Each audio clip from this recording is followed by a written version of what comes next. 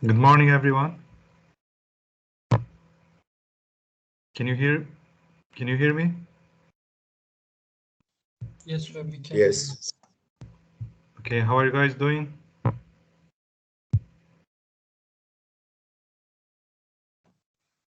Fine. All right.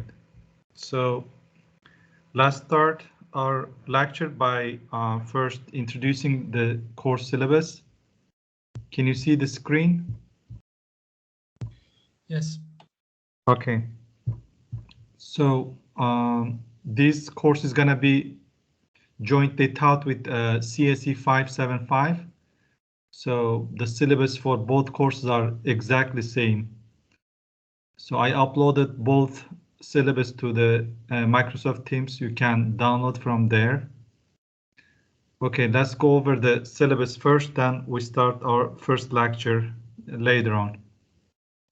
Okay, so the course code number for this is CSE476 Mobile Communication Networks and CSE575 Wireless Networks.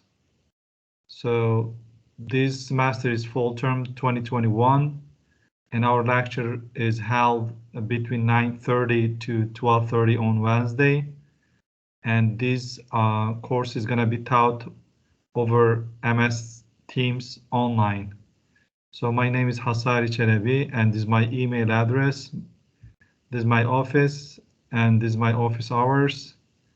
So if you have any question, you can email to me.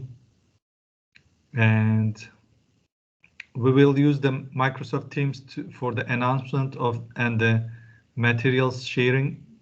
So please follow up the Microsoft Teams for the announcement as well as the lectures, projects, and so on. So let's go over a brief description of this course. This course provides an introduction to essential techniques of mobile communication networks from the top to bottom, including the application layer, transport layer, network layer, data link layer, as well as the physical layer, including the mobile as well as the fixed computer networks. So we first introduce the principles and essential techniques, and then we provide some practical application of these techniques in our daily life. This semester, this course also is offered on Spring as well. There's no prerequisite or requisites course so that you can take this course. And it consists of 3 hours lecture. There's no any kind of lab. And we use mainly two textbooks. The first one is the Computer Network, a top-down approach. I have the 6th edition, but there is 7th edition that is published. You can use both. And for the wireless and mobile part, you can use the wireless communication and networks from Stallings. And let's look at the test and grading info. So we split your grades in 3 parts. The first one is the term project that I'm gonna assign to you within next couple of weeks, and then you're gonna submit at the end of the semester. We have a midterm exam, which is gonna be consist of 30% of your total grade. And we have final exam, which is gonna be 50% of your total grade. In this case, we have the teaching assistant, Başak Bulus. So she's gonna assist us on this course. And let's look at the course schedule. Of course, this is tentative. So some of the topics may change as we progress, but this is the tentative course schedule that we are going to follow up throughout the semester. So in the first week, we have, which was the last week, we were going to start with the introduction. And in the next week, we are going to study the application layer. And you know, what's the application layer? Where most of the application is run, like email, games, you know, social networks. All these application, you know, run on application layer. And then we have the next bottom layer, which is the transport layer. What are the function of these layers? So what are the interfaces between application layer and the network layer? And then we'll move on to the network layer in the 4th week.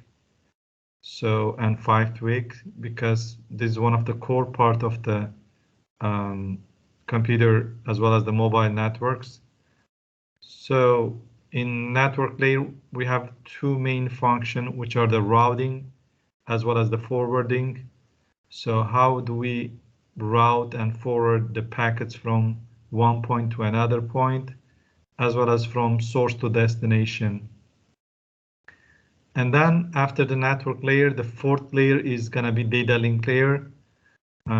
So we're going to learn the main principles and function of this layer in the week of 6 and 7. So, and then we'll have a midterm exam at the week of 8. So it's gonna be face-to-face, guys. So you have to be here in the class. It's not gonna be online. So all the exams, midterm exam as well as the final exam, is gonna be face-to-face at the classroom. And then the last layer, you know, guys, in the OSI model is the physical layer. So we will go over some of the fundamentals of this physical layer, including the baseband function, the RF part, radio frequency parts, you know, antennas, and so on.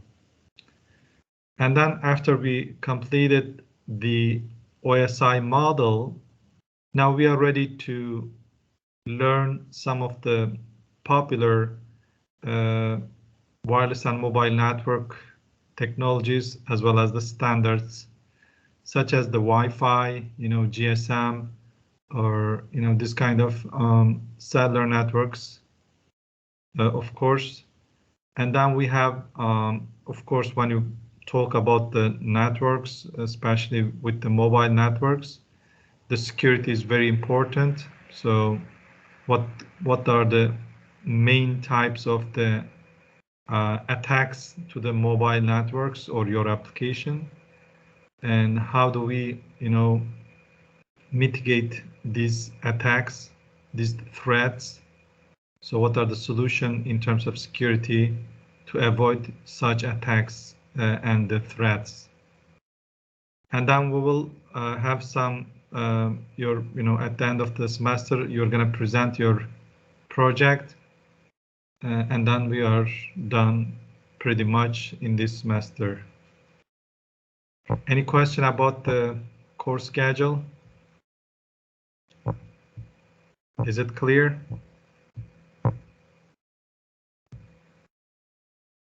Okay. So additional course features, cheating. So I don't expect you guys to do such things, but cheating is not, you know, allowed.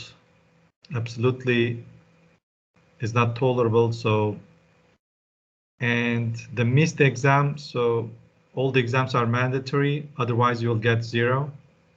But, you know, if you are kind of sick or you have some illnesses, so you need to provide a documentation from a physician and submit to our dean's office. So if they approve, then we will make up exam for you guys. Otherwise, if you are not attend to the missed exam, so, and then you'll get 0. Schedule, as I mentioned, is a tentative as we progress along the semester. So there might be some changes in the topics, and I will let you know ahead of time. in this case, we don't have homeworks, and the final exam will be announced at the end of the semester. And then, midterm exam is going to be during the week of 8. So that's all. So about the syllabus. Any question about syllabus?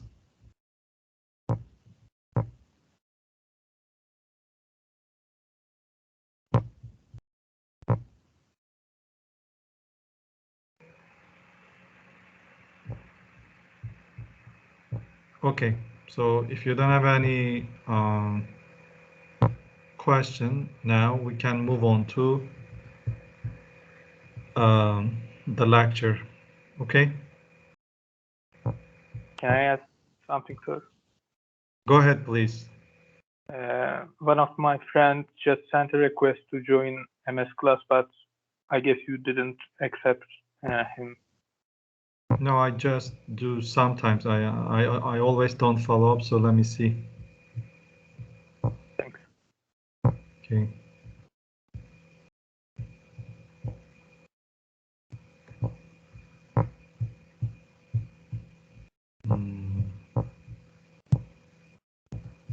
Okay, there are 4 people. I'm accepting them. Okay, accepted all the pending requests. They can join now.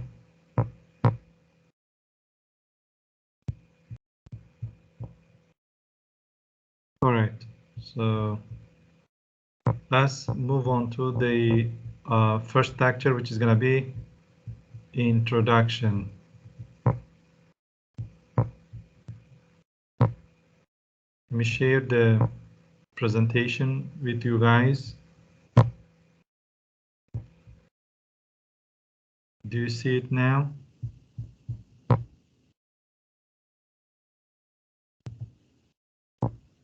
Yes, sir.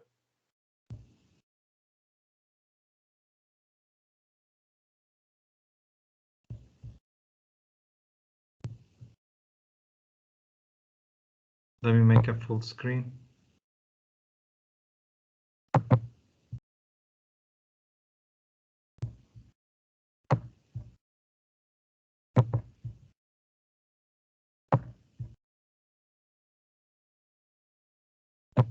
Okay, so the first chapter is going to be about introduction. Okay, so chapter 1.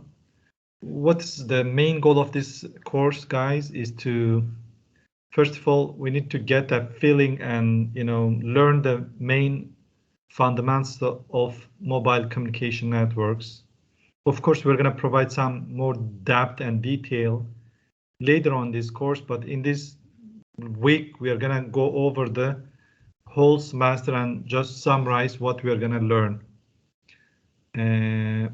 And most of the time, we will use the internet as an example because you're most familiar with the internet. So that's why we will start first. What's the internet? So this is the main infrastructure that we use for the mobile communication as well as the computer networks. Then the next important topics is the protocol. What is a protocol? What's the definition of protocol? And where we use the protocols. And then we divide the network into 2 parts. The first one is the network edge, which is close to the host, including the access networks and physical media. And the second part of the network is called network core, which is the core part of the network, as the name implies. And we have in these core networks, we have either packet or circuit switching to switch the packets as well as the voice, whatever you are carrying out. And this is where the internet structure, plays an important role. After this one, so the main question is, okay, you have a networks, is a mobile communication or a computer networks, is a cable networks, whatever. How do we measure the performance of a networks? What are the KPI, key performance indicator, We use mainly three performance matrix, which are, the packet loss, the delay, as well as the throughput of your link or your network. These are the main common performance matrix that we use in order to measure the performance of networks. So of course the security is very important part, because you're using some critical applications such as the internet bank, right, for your money transactions. And this is very important application in terms of security. And you use some social networks, which have some personal data. And so we need to protect this, personal data. So that's why we need some security solution in such mobile communication networks. And we have the protocol layers, service models, and then history.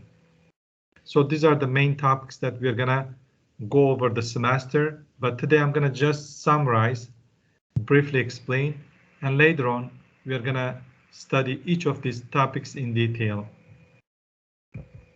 Okay, the first one is, what is the internet? So who is gonna answer this question? So what is internet? How do we define internet? Networks of network. Yes, that's a good answer. Thank you. So, but it consists of some components, right? The first one is called host, or some people they call end systems. So one of the main objective of network or internet is to connect the millions of the computing devices. And these computing devices we call host, or some people they call end systems. And what are the main function of these hosts is to run the network applications. There are different types of end systems, such as the PC, server, laptop, smartphone, tablets, and so on, right? Now we have the smartwatch or the smart glasses as well. So these are the hosts in the network, which is the end part of the network. And then we have the communication links. Communication links, as the name implies, it links two endpoints, two hosts, or a server and host. There are different types of communication links. These links can be fiber optics, it can be a copper cable, it can be a radio. When we say radio, means wireless, and it can be satellite communication links to communicate, right, with two endpoints, with two hosts. So also we can split into two parts, which we can call wireless links or wired links. In other words, is the cable links. So in these links, one of the main performance matrix is the bandwidth. In other words, is the transmission rate, or some people they call data rate. So for instance, what is the data rate of your Wi-Fi at home? It can be like 300 megabit per second, right? And another important thing in the internet is the packet switches. So it utilizes the packet switching mechanism to forward your packets from one point to another point. And in this case, we use some devices which we call routers and switches. So these are the devices that we use in the internet in order to forward packets from one point to another point. So this is the main picture of the internet structure. There are many applications, and these are some application. So you can connect almost everything to internet, so which we call Internet of Things. So you can connect your IP picture frame, your refrigerator, your TV, your phones, and your smart meter for the gas, for the electricity and the power, or the, water. So almost everything you can now connect to the internet. So there are many millions of applications. Okay, as your friend also mentioned that if you define briefly what is internet, is a network of networks. As you see, there are different types of networks, mobile networks that you use for your smartphones. We have a home network at your home, and we have institutional networks such as at the university. So these different networks, we need to connect to each other, and we have different infrastructure to connect these different networks in order to establish a network of networks.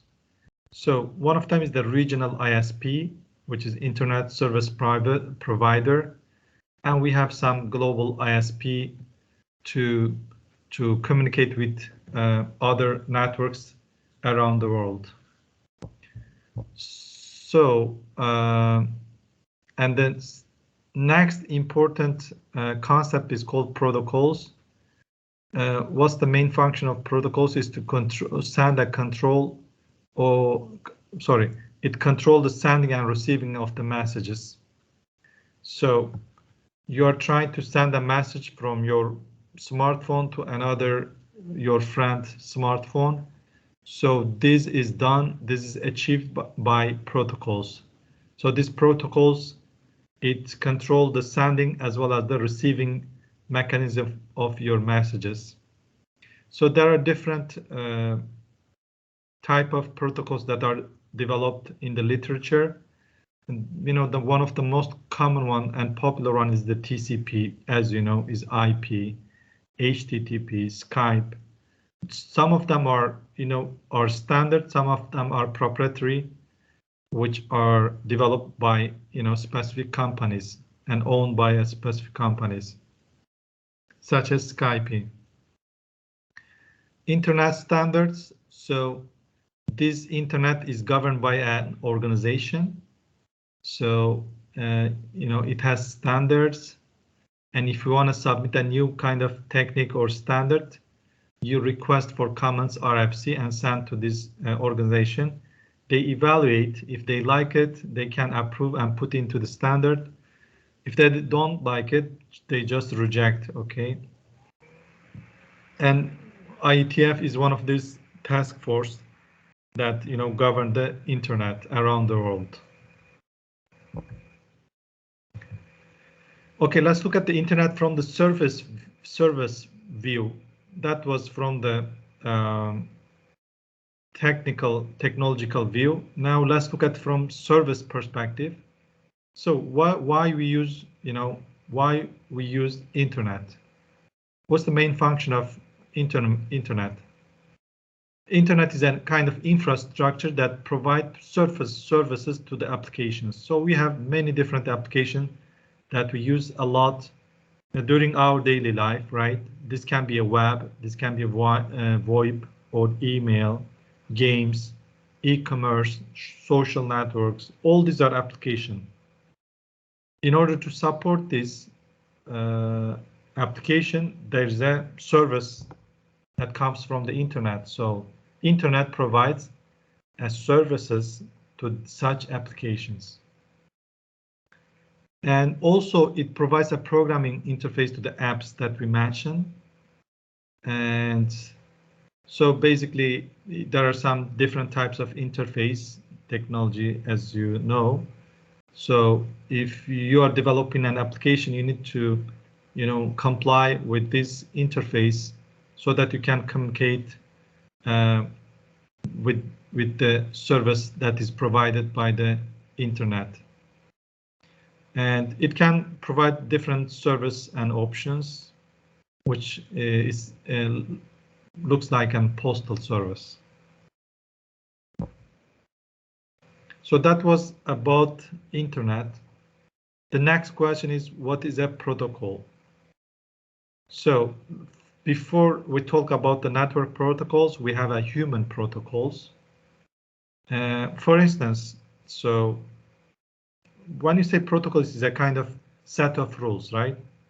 So you're in the street and you don't have a clock or watch. So you ask one of the person that is walking on the street. So you approach him or her, you ask, what is the time, right? Or I have a question, or excuse me, right? First, you do some introduction, and then you ask some question, and then you get the response. So, yeah, you know, these protocols, this set of rules is happening in our daily life, in human interaction. Similarly, in the network protocols, we establish some rules. So these rules is called protocols. But in this case, instead of the humans, they talk to each other. In this case, the machines or the computers, they talk to each other. And all the communication activity in the internet is governed by protocols. So everything in the internet is based on the protocols, is a set of rules. Okay, so after this introduction, we are ready to define the protocols. What's the definition of protocols? Is as follows.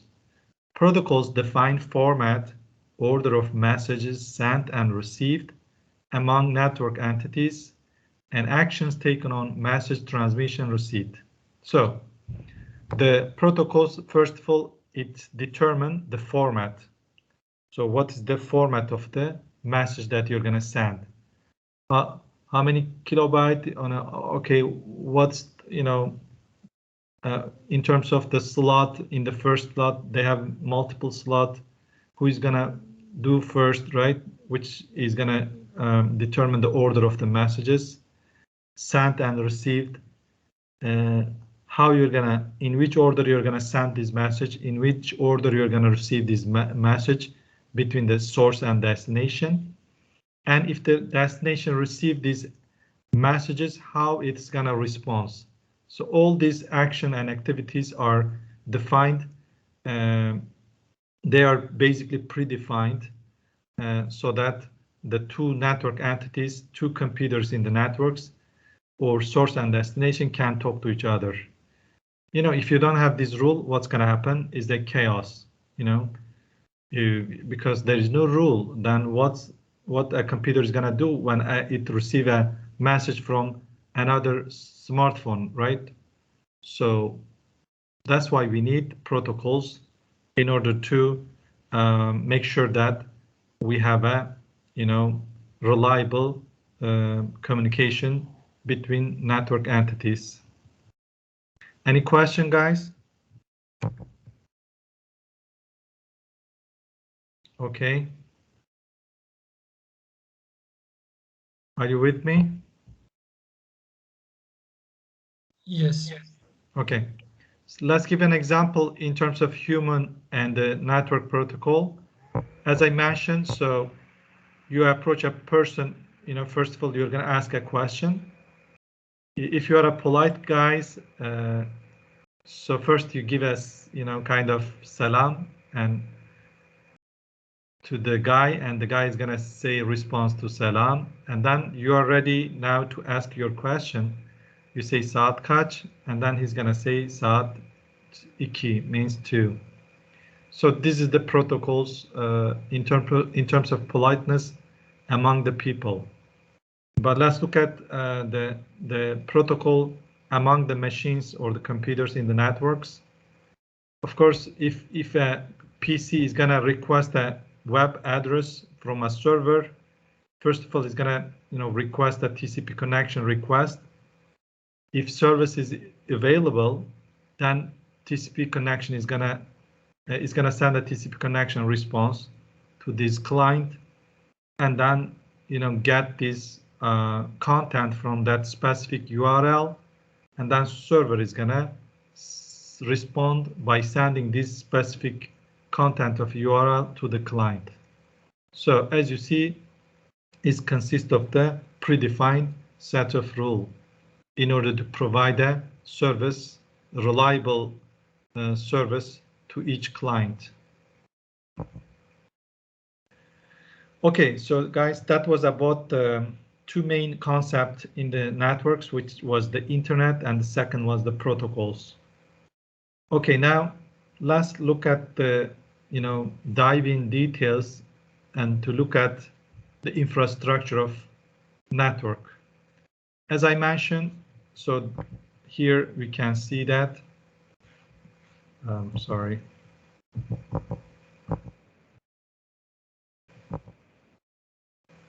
Yeah, so we split this network mainly in two parts.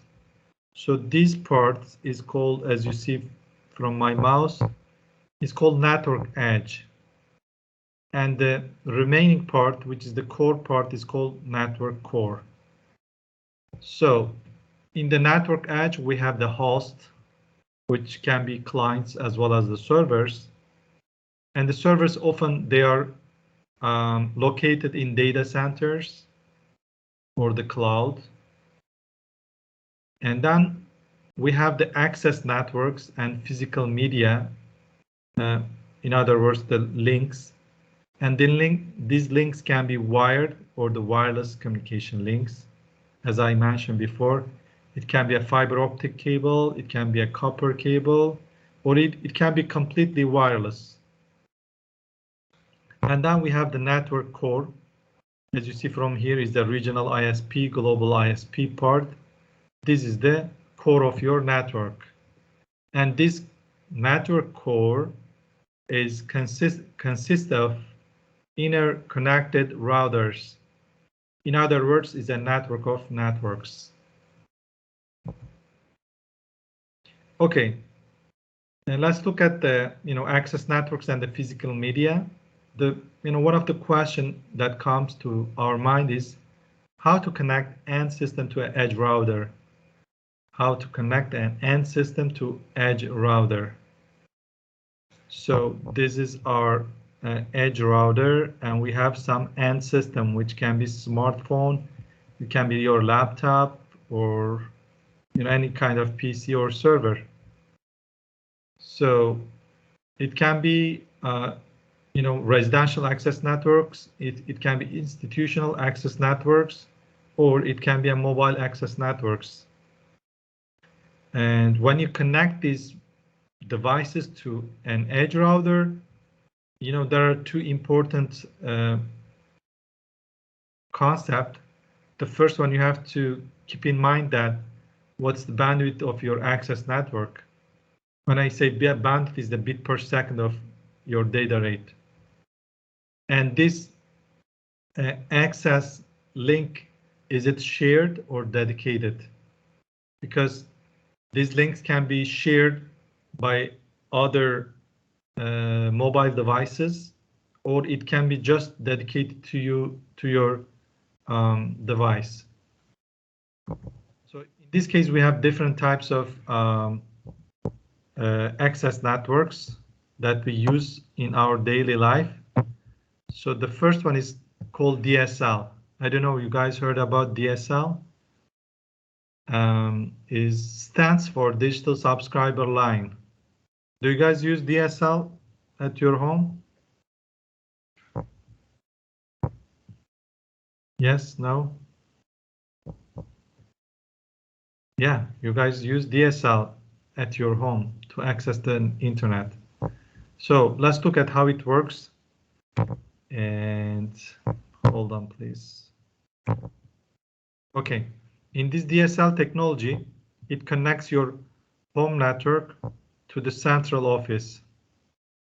And in this case, we have a DSL modem, which is connected to your computer. And we have a splitter, which is going to split your voice as well as the data. And they're going to transmit it at different frequencies over a dedicated line to central office. This is a dedicated line to your home. And this is going to be connected to the central office at your area. And we have the DSLAM here, which is DSL access multiplexer. It's gonna split this voice to the telephone network, and the internet to the internet infrastructure. So we use the existing telephone line to central office DSLAM. So the good part, you don't have to put a new cable, because most of the home, they already have the phone line. So we use this existing phone line to provide the internet as well as the phone service. So the data over DSL phone line goes to the internet, as I mentioned. The voice over DSL phone goes to the telephone network. So DSLAM, it multiplies these two different services. So theoretically, the upstream is 2.5 megabit per second from home to the central office, but in practice is less than 1 megabit per second. And the downstream from the central office to your home, the data rate is theoretically is about 24 megabit per second, but typically in practice is less than 10 megabit per second. So that was the first technology, access networks, to connect your end system, your smartphone or laptop at your home to the internet. The first and the most common one that we use at our home is called DSL. And there's another version, is called ADSL. So another access network technology that we use is cable network. Alternative to the DSL technology, we have the cable network. So in this case, each home is connected to the shared line, as you see. At the end of this shared line, we have a cable head end. So each home is connected to this shared line. So as you see, each home send or receive service through these channels. So like first channel is for video, second is for video, and so on. So the 7th one is for data, 8th one is for data, and the 9th one is for control. And we used FDM, frequency division multiplexing, to provide service to different clients, different homes. So in this case, different channels transmitted in different frequency bands, so that you can provide a multiple access. And the client in this case is the home, where we have our laptop, our smart TV, mobile phone, and so on. So, and mostly the media that is used is called HFC, hybrid fiber coax. So it's a hybrid fiber optics cable as well as the coax cable. It's an asymmetric because up to 30 megabit per second is downstream from the CMTS central office to your home, and 2 megabit per second is from your home to the central office CMTS. These are the data rates. So because one of them is 30, the other is 2, we call it asymmetric. Mostly in practice, the fiber comes to your apartment, and within the apartment, we use the coax cable to take the internet to your apartment.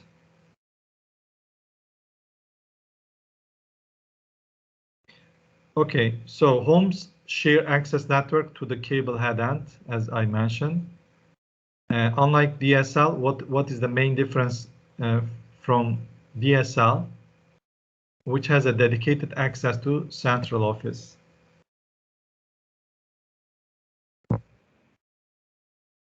So in this case, as I mentioned, data TV transmitted at different frequencies over the shared cable distribution networks in this technology.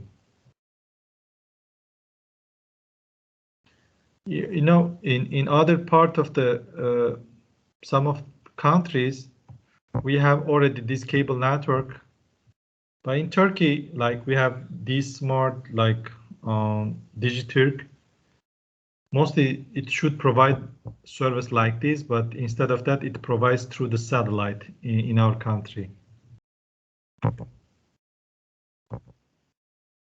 Another type of network, access network, is the home networks in order to connect your devices to the internet.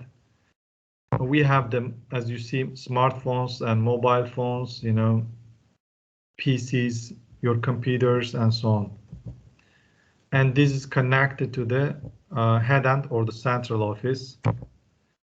First of all, we need a cable or DSL modem that I mentioned. Just one of them is cable network, the other is the DSL networks. So we need a cable or DSL modem, first of all. This is a device. Next, we need a router, which consists of firewall, NAT kind of features. And we need mostly this kind of router. They have a wired Ethernet, so that you can connect your device through the Ethernet cable. And then we have the wireless access point, which can provide a service to your mobile devices through the wireless access points. So these looks different kind of devices, but in practice, we package all these devices into a single box and deliver to your home. So once you get the router, it consists of all these different functions.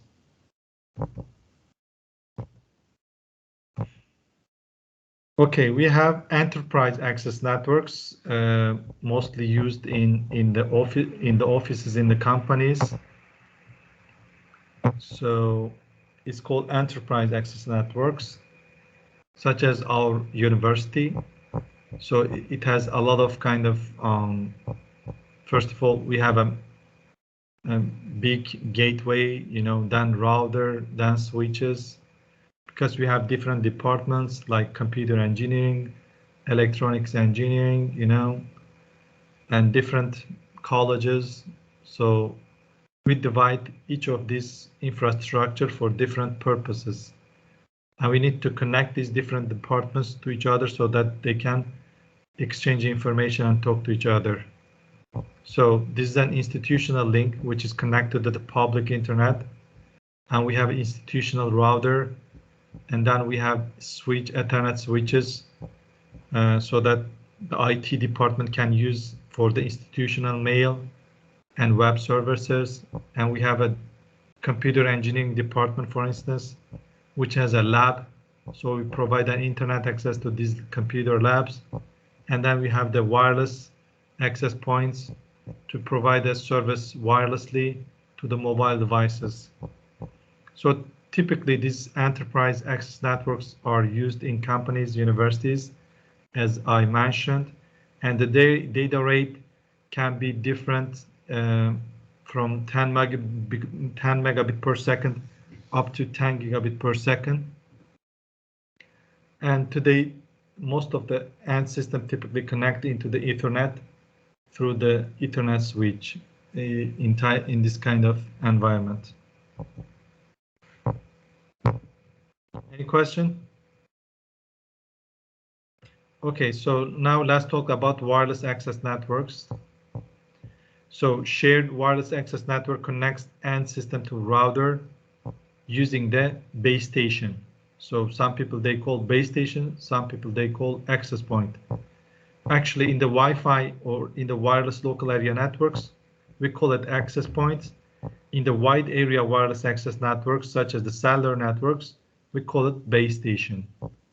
So what's the range of the wireless LAN technology is about 100 feet.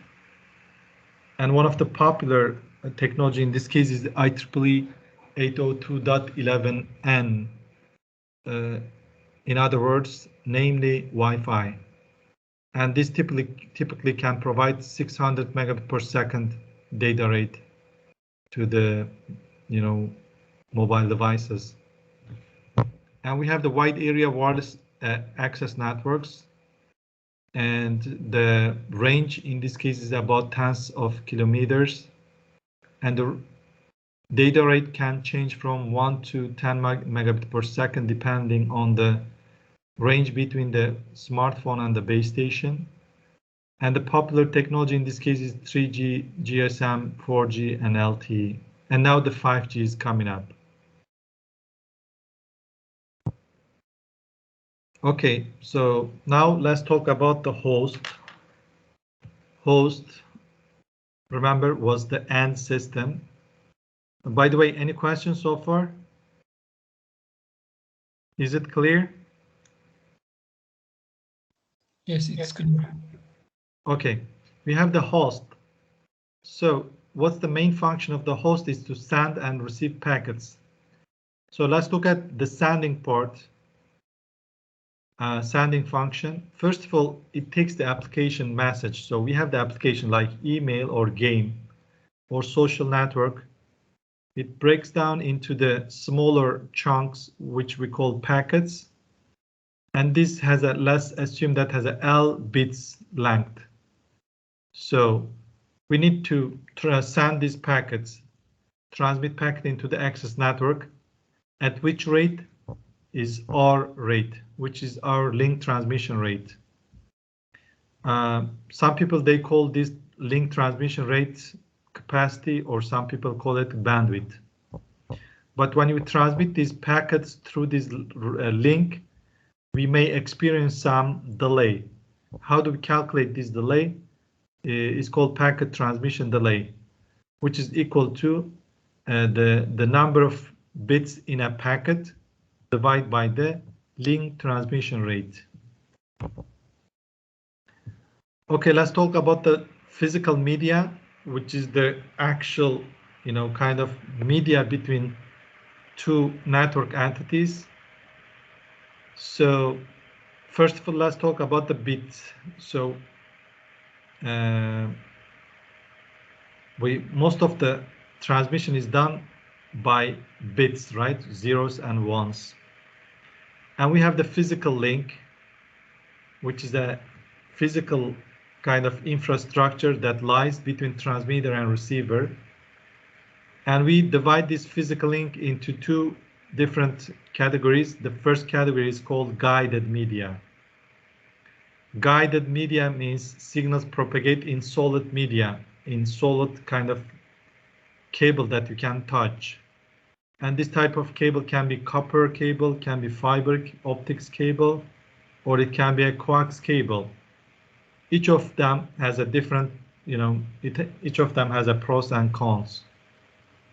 And the second type of media is called unguided. Basically, signals propagate freely over the air, which we call wireless or radio signals. And we have the twisted pair. So is two insulated copper wires, and one of the most common type of cable that we use for the physical media, and it has different category. The first one is called Cat5 or Cat6.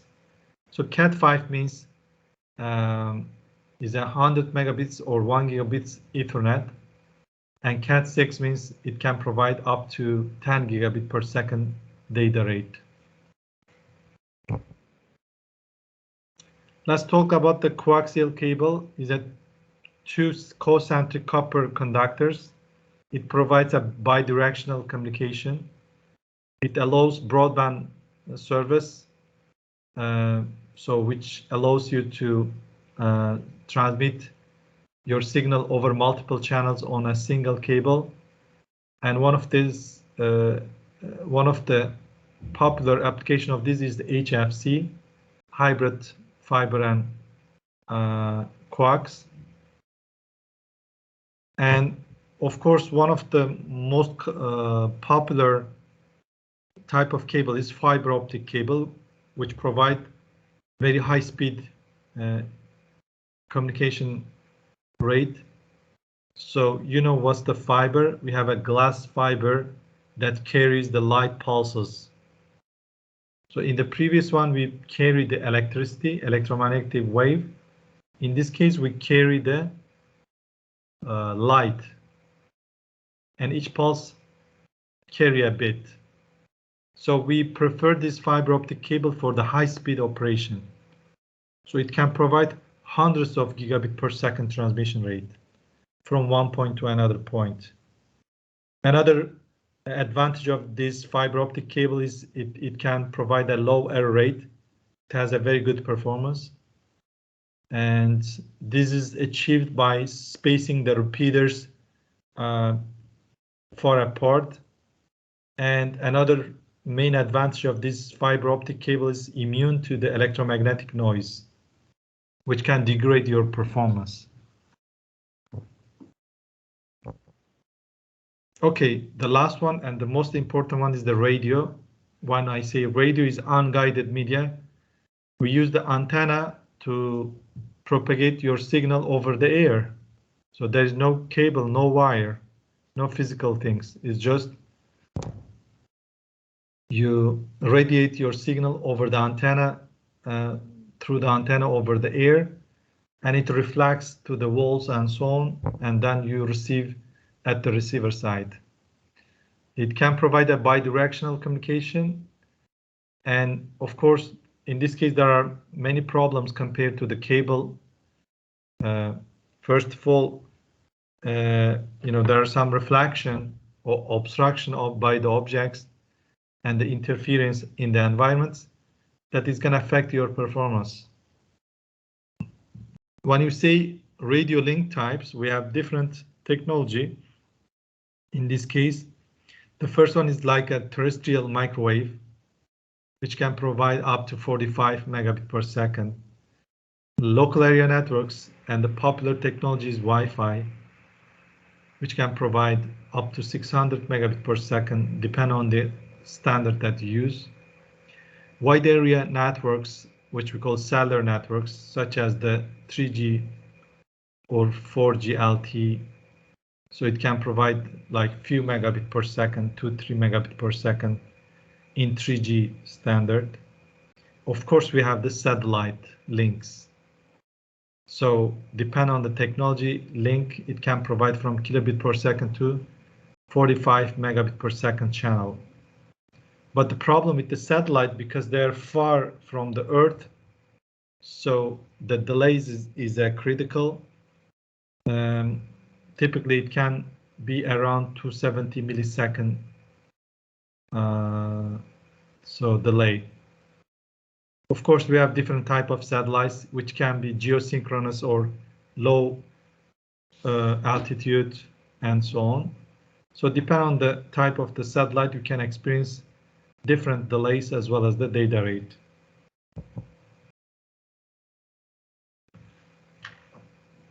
Okay, guys, so let's take a break. Any question?